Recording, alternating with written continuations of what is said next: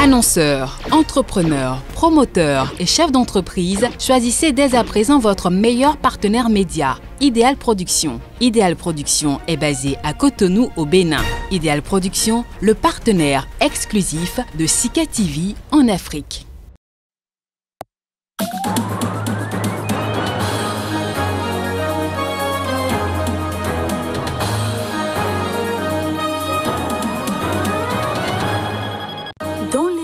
De l'actualité ce 15 avril 2021, l'émissaire des Nations Unies en RDC a rencontré ce mercredi l'ex-président Joseph Kabila.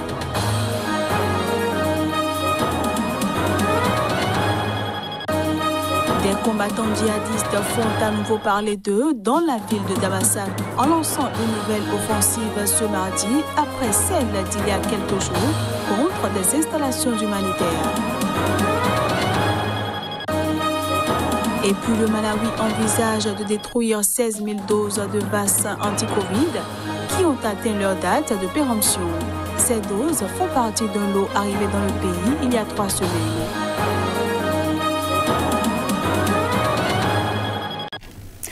Voilà pour les titres. Bienvenue à tous. Des Somaliens réagissent à la signature par le président Mohamed Abdullahi Mohamed, dit Farmajo, d'une loi controversée prolongeant de 2 ans son mandat expiré en février. On les suit. Je pense que la prolongation de 2 ans du Parlement est une erreur car, constitutionnellement, les élections doivent avoir lieu tous les 4 ans. Donc la prolongation est illégale et peut conduire le pays à une crise politique.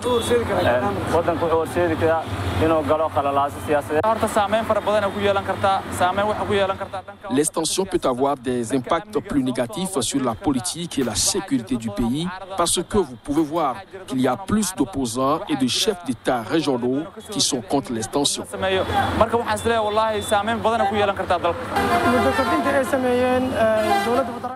Je pense que la prolongation de 2 ans accordée au gouvernement est juste, car les dirigeants des États régionaux n'ont pas pu trouver de solution. L'ONU en mission de bon office en République démocratique du Congo. L'émissaire de l'institution a rencontré ce mercredi l'ancien président Joseph Kabila. Précision à travers cet élément. L'émissaire des Nations Unies en République démocratique du Congo a rencontré mercredi l'ancien président Joseph Kabila, mis à l'écart par son successeur Félix Tshisekedi avec la fin de leur coalition au pouvoir. La rencontre a eu lieu dans une propriété de Joseph Kabila, près de Lubumbashi, la 2e ville de la RDC, où la représentante de l'ONU, Bintou Keïta, est arrivée mardi dans le cadre de sa mission de bons offices auprès des acteurs de la vie nationale congolaise, a indiqué son bureau sur Twitter. Elle voulait le point de vue du Raïs sur la situation générale et la situation sécuritaire, a indiqué Barnabé Kikaya, un proche conseiller de l'ancien président. À la fin de son mandat en 2018, Joseph Kabila avait demandé le retrait de la MONUSCO de la RDC. Le président Kabila a redit ce qu'il a toujours dit. La sécurité de la RDC est une question de Congolais eux-mêmes, a précisé Barnabé Kikaya à la radio Top Congo.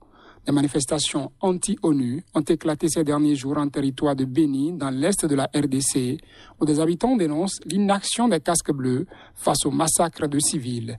L'entretien est intervenu 2 jours après l'annonce d'un nouveau gouvernement entièrement à la main du président Tshisekedi.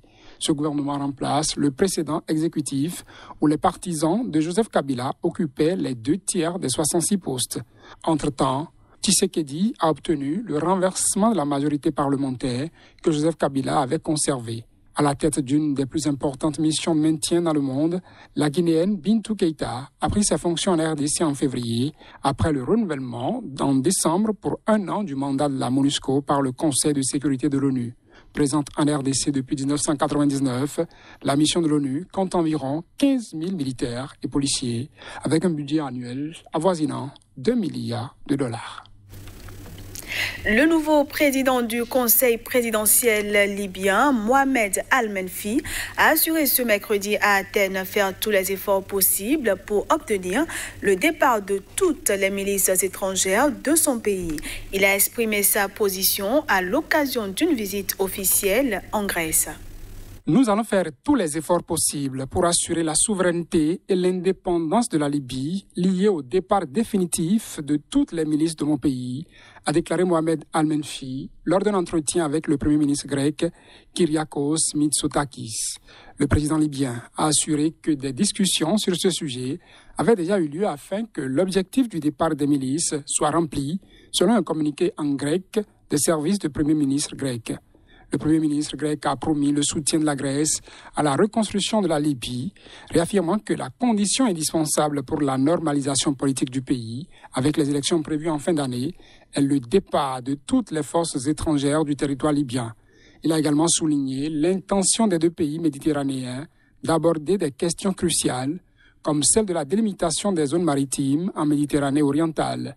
La visite de Mohamed Al-Menfi à Athènes intervient une semaine après celle à Tripoli de Kyriakos Mitsotakis et du ministre grec des Affaires étrangères Nikos Dendias pour marquer la réouverture de l'ambassade de Grèce dans la capitale libyenne. Athènes veut profiter de la normalisation de la situation politique en Libye, appuyée par la communauté internationale, pour rétablir rapidement ses relations diplomatiques avec ce pays méditerranéen, afin notamment de contrer la Turquie voisine avec laquelle elle entretient des relations difficiles. Lundi, le ministre des Affaires étrangères grec a réitéré le rejet par la Grèce des accords illégaux conclus par le précédent gouvernement libyen avec la Turquie, en référence à un accord de délimitation de zones maritimes signé en 2019 entre la Turquie et l'ex-gouvernement d'union nationale GNA libyen de Fayez al-Sarraj. Je le disais en titre, des combattants djihadistes font à nouveau parler d'eux dans la ville de Damasak, au nord-est du Nigeria. Ils ont lancé une nouvelle offensive ce mardi, après celle d'il y a quelques jours contre des installations humanitaires. Des dizaines de combattants djihadistes ont lancé mardi une nouvelle offensive sur Damasak, dans le nord-est du Nigeria, quelques jours après une attaque contre des installations humanitaires dans cette ville, ont indiqué à l'AFP des habitants et des sources militaires. Des combattants du groupe État islamique en Afrique de l'Ouest, ISWAP, ont pris d'assaut Damasak, à la frontière avec le Niger, vers 17h temps universel, à bord de plusieurs camions équipés de mitrailleuses. Ils ont attaqué la base militaire et un poste militaire, donnant lieu à des échanges de tirs nourris, ont précisé ces sources. Un groupe a attaqué la base militaire, incitant les troupes à riposter, tandis que le deuxième groupe s'en est pris à une position militaire à la périphérie et a réussi à y déloger des soldats. Le troisième groupe s'est infiltré dans la ville par le nord et a mis le feu à un poste de police selon une source militaire. N'ayant pas réussi à envahir la base militaire, les djihadistes ont battu en retraite et sont entrés dans la ville, tirant sporadiquement pendant que les habitants s'enfermaient chez eux. Tout ce que nous entendons, ce sont les coups de feu et les cris des insurgés, a indiqué un habitant. Lundi, des rumeurs d'une attaque imminente s'étaient répandues dans la ville, alors que les djihadistes avaient été aperçus dans plusieurs camions armés dans un village à 4 km de Damasak, selon des habitants. Damasak a été à plusieurs reprises la cible de combattants djihadistes qui ont tenté plusieurs fois en vain d'y envahir une base militaire. Samedi, une attaque djihadiste contre des installations humanitaires de la ville avait fait au moins 4 morts et 4 blessés, selon des sources militaires et humanitaires. Au Niger, une vingtaine d'écoliers sont morts calcinés dans l'incident de plusieurs classes en Payotte à Niamey. L'information a été donnée ce mardi soir par le commandant des sapeurs-pompiers du Niger à la télévision publique. 21 classes en Payotte ont pris feu à Niamey et une vingtaine d'enfants ont été pris dans le piège du feu. Selon les explications de Sidi Mohamed, le commandant des sapeurs-pompiers du Niger, les secours sont partis rapidement, le feu a été éteint, mais le pouvoir calorifique du feu était énorme, ce qui a permis l'embrasement généralisé de ces classes et les enfants n'ont pas pu sortir. Selon la télévision publique citant des témoins, le feu s'est déclaré vers 16h, soit 15h GMT, au moment où les victimes étaient en classe. Pour le moment, l'origine de l'incendie est inconnue. Suite à ce drame, le Premier ministre nigérien Oumoudou Mahamadou s'est rendu sur les lieux de l'incendie dans la périphérie de la capitale et a présenté ses condoléances aux parents. Pour remédier à l'insuffisance des classes, les autorités nigériennes construisent des milliers de hangars en Payotte où les enfants prennent les cours, parfois à même le sol. Les incendies de ces classes en matériaux très inflammables sont fréquents, mais font rarement de victimes.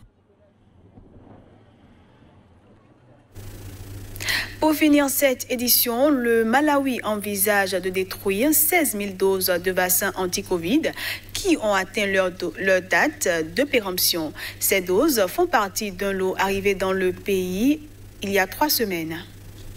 Sur un lot de 102 000 doses de vaccins Covid envoyés par l'Union africaine au Malawi, quelques 16 400 n'ont pas été utilisés et ont expiré le 13 avril, selon le ministre de la Santé. Nous avons utilisé la plupart des vaccins envoyés par l'Union africaine. Mardi, à leur date d'expiration, il en restait seulement 16 400 qui n'avaient pas servi, qui vont maintenant être détruits et jetés. Sur le total de 530 000 doses reçues dans le pays via le programme COVAX, le gouvernement indien et l'UA, toutes les doses du vaccin AstraZeneca, 46% ont été utilisées à ce jour, a ajouté le ministre de la Santé. Depuis les premières vaccinations en mars, le Malawi a seulement vacciné 300 000 personnes sur les 11 000 ciblées, soit un objectif de quelques 60% de la population pour être suffisamment protégée, selon le ministre.